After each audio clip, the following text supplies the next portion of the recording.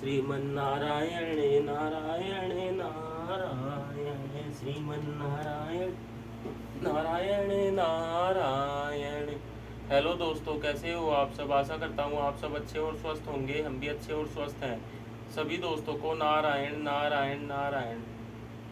आज मैं आपको महाशिवपुराण के दूसरा अध्याय सुनाऊंगा। कृपया हमारे वीडियो को ज़्यादा से ज़्यादा शेयर कीजिए, लाइक कीजिए और सब्सक्राइब कीजिए।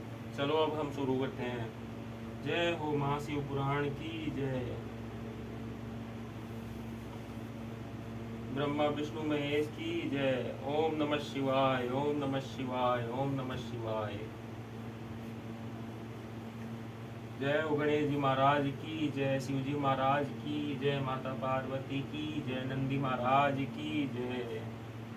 जय हो। भूल चूक क्षमा करना प्रभु, कोई भूल हो तो। आज हम आपको सुनाएंगे रुद्र संहिता सृष्टि खंड। ऋषियों के प्रश्न के उत्तर में नारद ब्रह्मा संवाद की अवतारणा करते हुए सूत जी का उन्हें नारद मोह का प्रसंग सुनाना। काम विजय के गर्व से युक्त हुए नारद का शिव ब्रह्मा तथा विष्णु के पास जाकर अपने तप का प्रभाव बताना। चलो अब हम शुरू करते हैं।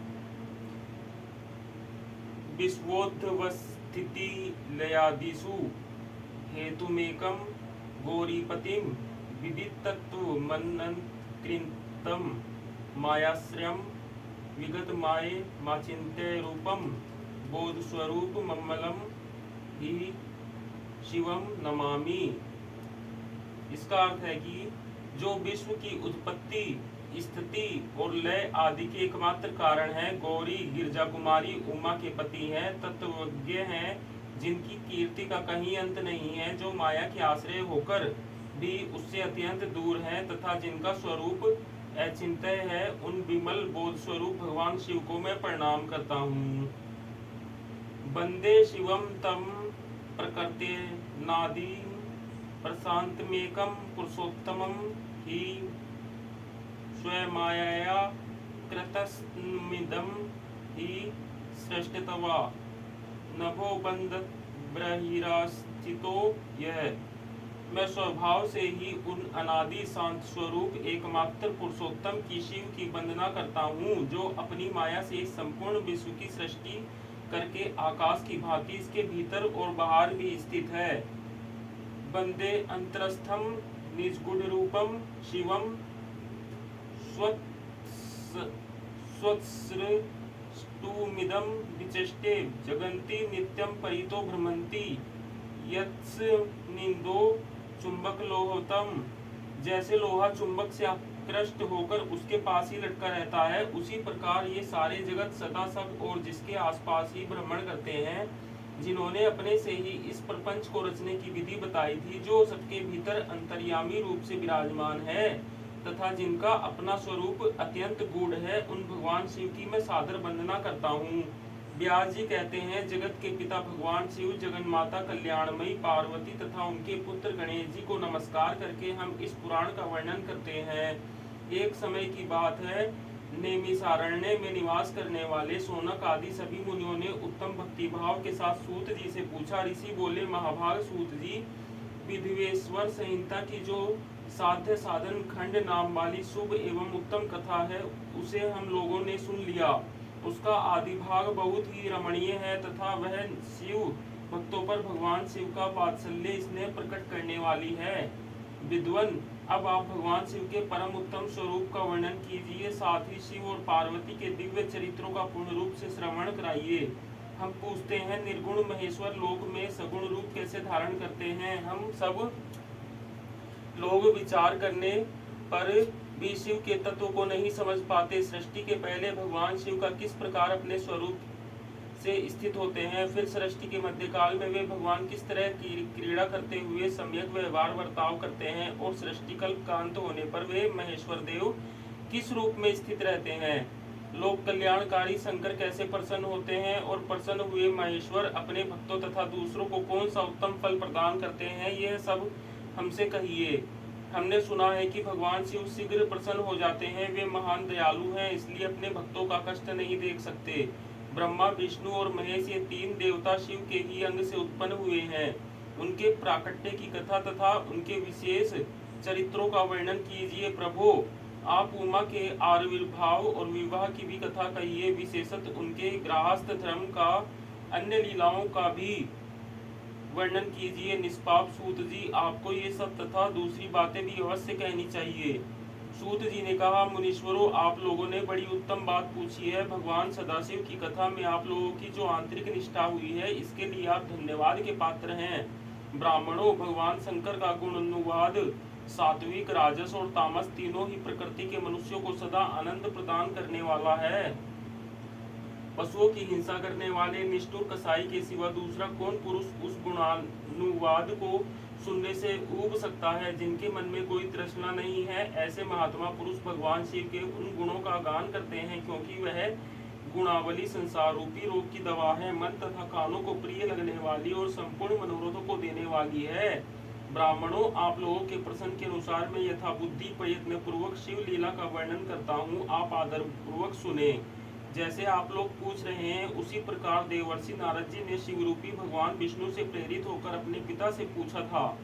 अपने पुत्र नारद का प्रश्न सुनकर शिव भक्त ब्रह्मा जी का चित्त प्रसन्न हो गया और वे उन मुनि शिरोमणि का हर्ष प्रदान करते हुए प्रेम पूर्वक भगवान शिव के यश का गान करने लगे। एक समय की बात है, मुनि शिरोमणि विप्रवर नारद जी ने, जो ब्रह्मा जी के पुत्र हैं, विनिचित हो तपस्या में मन लगाया। हिमालय पर्वत में कोई एक गुफा थी जो बड़ी शोभा से संपन्न दिखाई देती थी। उसके निकट देवनदी गंगा निरंतर वेगपूर्वक बहती थी। वहाँ एक महान दिव्य आश्रम था जो नाना प्रकार की शोभा से सुशोभित था। दिव्यदर्शी नारद जी तपस्या करने के लिए उसी आश्रम में गए। उस गुफा को देखकर मुनिवर नारद जी बड़े प्रसन्न हुए और दीर्घ काल तक वहाँ तपस्या करते रहे।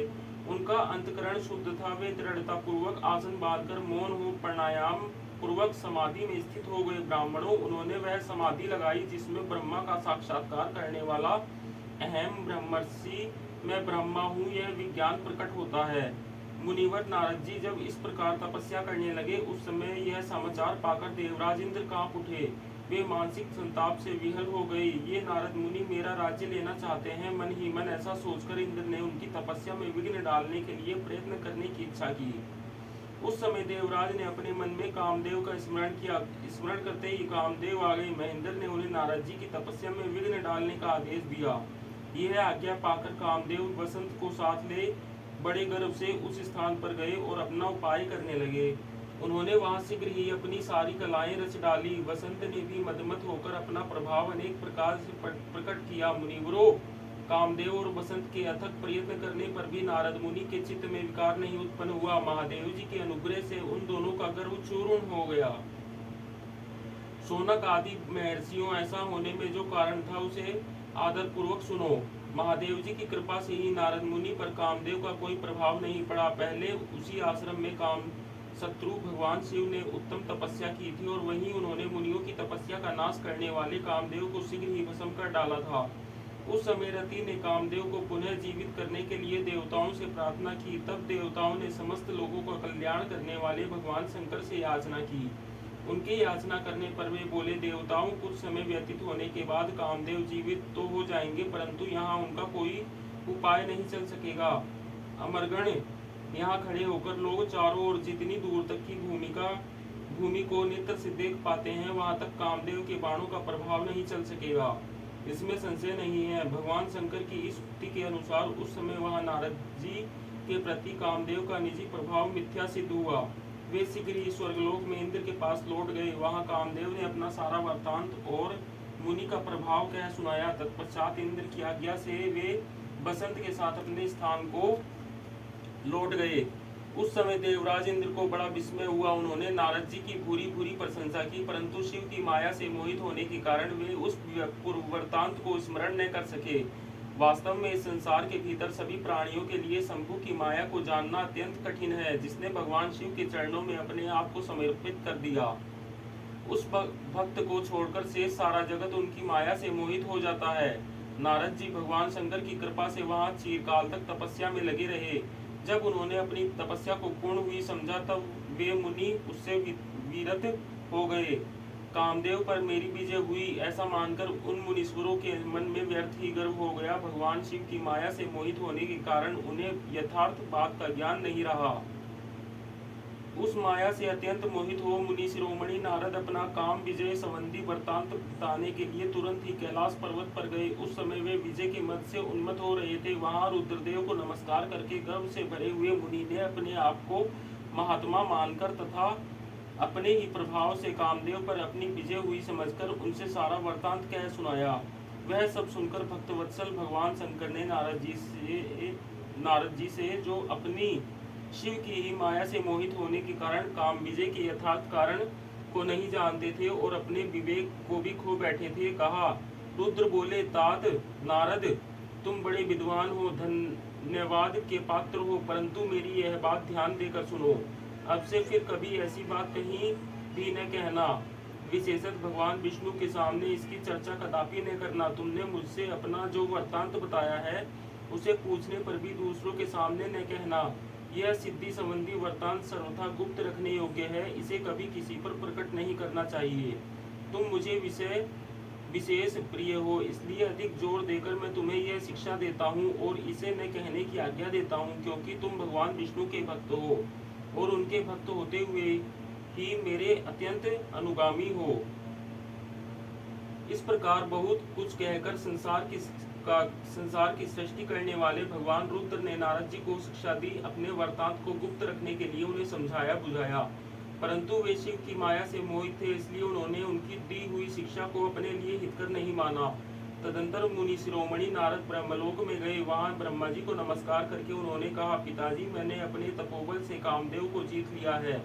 उनकी वह बात सुनकर ब्रह्मा जी ने भगवान शिव के चरण बिंदों का चिंतन किया और सारा कारण जानकर अपने पुत्र को यह सब कहने से मना किया, परंतु नारद जी शिव की माया से मोहित थे, अतएव उनके चित्त में मद का अंकुर जम गया था, उनकी बुद्धि मारी गई थी। इसलिए नारद जी अपना सारा वृत्तांत भगवान विष्णु के सामने कहने के लिए वहां से शीघ्र ही विष्णुलोक में गए। नारद मुनि को आते देख भगवान विष्णु बड़े आदर से उठे और शीघ्र ही आगे बढ़कर उन्होंने मुनि को हृदय से लगा लिया। मुनि के आगमन का क्या हेतु है, इसका उन्हें पहले से ही पता था। नारद जी को अपने आसन पर बिठाकर भगवान शिव के चरणार बिंदों का चिंतन करके श्री हरि ने उनसे पूछा। भगवान विष्णु बोले, तात, कहाँ से आते हो, यहाँ किस लिए तुम्हारा आगमन हुआ है। मुनिश्रेष्ठ, तुम धन्य हो, तुम्हारे शुभागमन से मैं पवित्र हो गया।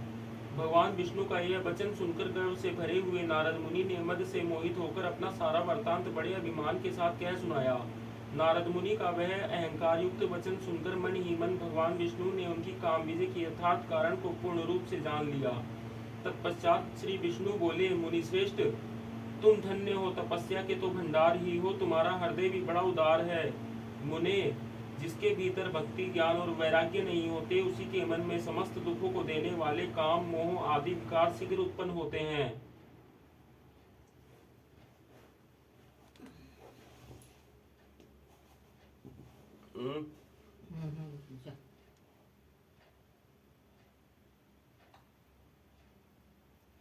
होते हैं। लाइट चली गई।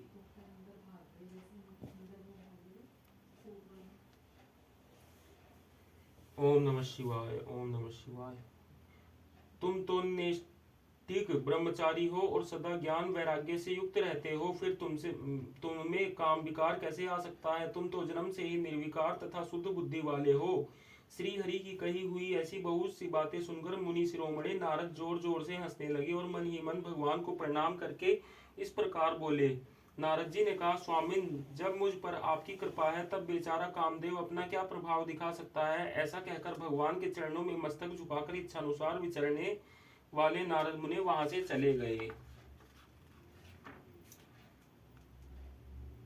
ओम नमः शिवाय, ओम नमः शिवाय, ओम नमः शिवाय। हे शिव जी महाराज, भूल चूक क्षमा करना, कोई भूल हुई हो तो।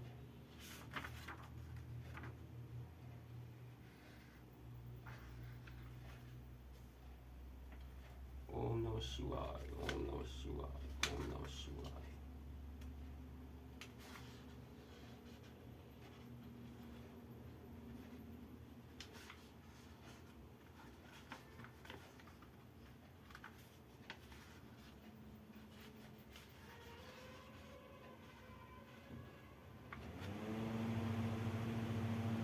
दोस्तों आज के लिए इतना ही। अगला भाग हम आपको कल सुनाएंगे, अगला अध्याय।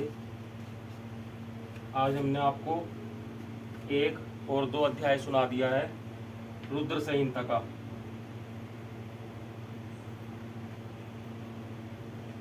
सभी दोस्तों को नारायण नारायण नारायण।